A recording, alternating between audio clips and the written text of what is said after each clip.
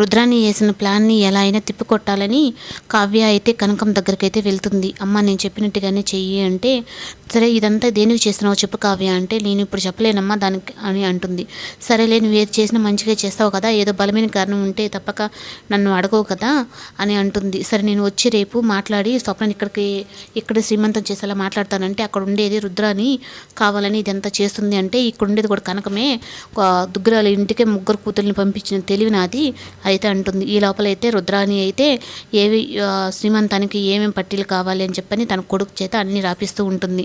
అప్పుడు అందరూ అయితే ధాన్యలక్ష్మిని అయితే ఏంటి ఇంత బడ్జెట్ చేస్తుంది అంటే, నాకేం తెలుసు అని ధాన్యలక్ష్మి అంటుంది. లేదు నీకు తెలియకుండా ఎలా ఉంటుందంటే, అపర్ణ అలాగే బామ్మగారు కూడా అయితే మాట్లాడుకుంటూ ఉంటారు.